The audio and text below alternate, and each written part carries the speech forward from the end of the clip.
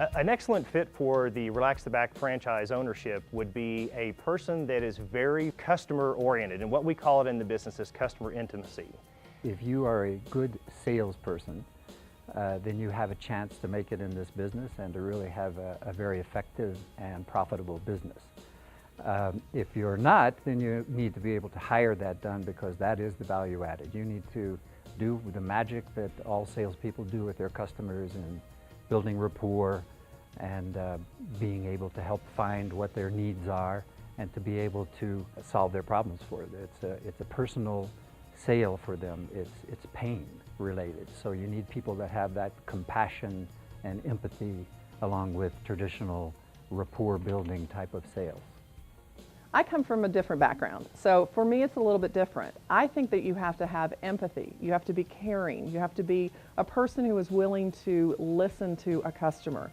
We have clients who come in and they tell their entire life story, and so you really need to be the kind of person who wants to hear those stories, wants to get to know the people, and really form a friendship.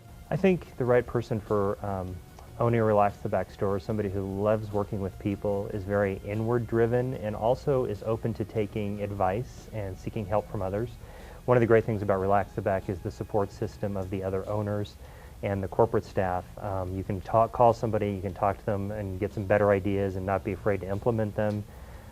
This is a customer service concept, so the number one thing you have to do is be out in front, set a good example for your employees, show how you work with customers.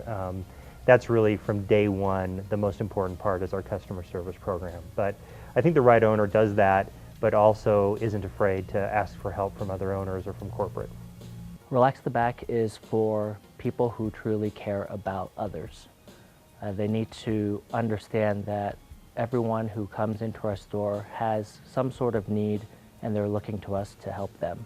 And so without that sort of compassion, this business would not succeed. People come in and pour their pain at the doorstep, and it's an interesting program. You have to feel for these people. I think you have to be outgoing. I think you have to have reasonably good business skills and interest in finance. I think it's important to enjoy merchandising, retail merchandising, and working with the public. I think it's important to set short-term and long-term goals, realizing that those are going to have to be adjusted based on economic circumstances and other things. But I think it's very important to want to run a business. So this challenges the business owner to use a whole array of skills to really work hand in hand with that person while also running their business that's going to require a whole lot of business skills. So they need interpersonal skills, good communication skills, plus strong business skills as well.